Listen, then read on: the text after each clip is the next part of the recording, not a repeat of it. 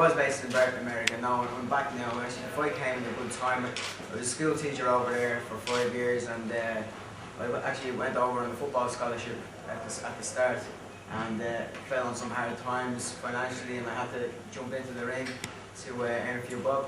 So got in, like knocked the first fella out in 4 rounds, and then the rest is kind of history, you know.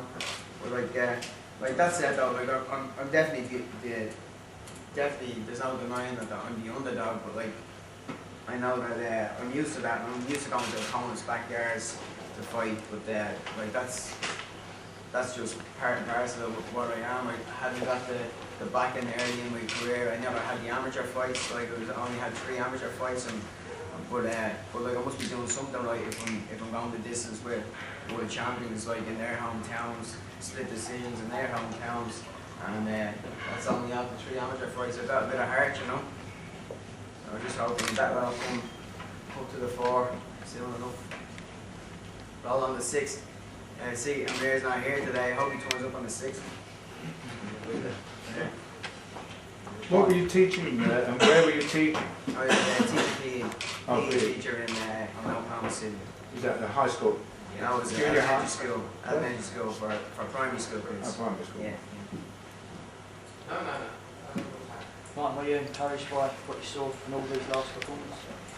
No, not at all. I suppose he's let himself down, and a lot of it he's looked upon Frank here to pull him out, which was watching on YouTube on the press conference, and saying that he's climbing this mountain, he's climbed the mountain, he's found himself, he's, I don't know, maybe he's way back to Vegas to find himself again, I don't know. I don't know, he's world class, as he says he is himself. You know, is he dreaming every day or every night? I don't know. If he's world class, he has to perform his best to prove that this guy here, Frank, that he's got what it takes. There's no doubt that he's got a lot of skill, he's got a lot of advantages over a lot of fighters. You know, he's an Olympic gold medalist, not everybody can pick up an Olympic gold medal. You know, he has got it, but at the end of the day, his performance, going on his last performance, fighting a cruiserweight at 15 stone 2 pound, it's not allowed to go at. The guy didn't really put any pressure on him. And as Frank said, and I'm sure everybody here knows, that I'll put a lot of pressure on him. And I'll be going at him, and it's a completely different fighter from what people seen in Prize Fighter. I got 5 weeks notice for Prize Fighter, which I was lucky enough getting on that show. And I went out and demonstrated that I could win that. A lot of courage, a lot of heart, and fitness also come through. I've trained a lot harder. Unfortunately, I damaged my hands recently, but they're repaired and they're hitting even harder, so I don't mind. I don't mind on the night, smashing them up. I don't mind doing that there on the night, because at the end of the day it's a fight, that's what you're in. And I don't really give a damn about my hands when it comes down to that night, because I'm going to be thumping them very, very hard. And you can, as I said earlier on, you know, I've bought him a Christmas box and set there in the boot of a motor. It's a bike. So he may as well get on it and cycle out of it, because I'm coming after him.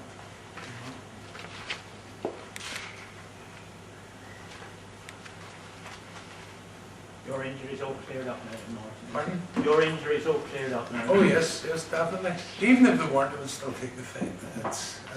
I wouldn't. I'll put injuries in the back of my head for a fight, you know. And actually, when I got the injuries, I busted the knuckle and the tendons in my hand. It was actually through discussions with my trainers that they actually pulled the fight, because I was going to continue on and just take the fight anyway, just to fight him, because I believed that I could beat him even with busted hands and put him under.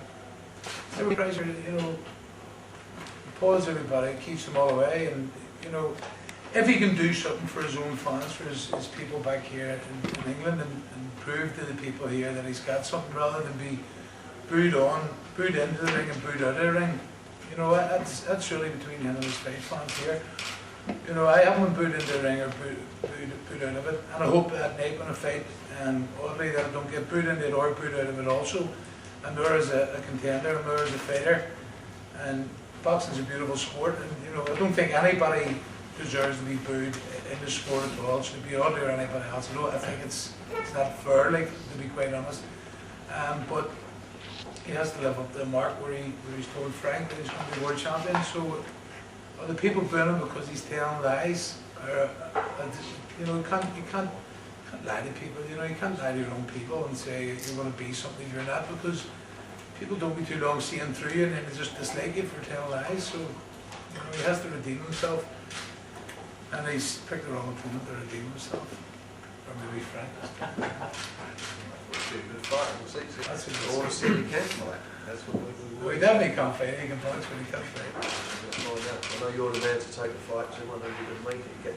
Whatever he's got, you're going to drag it out. Yeah.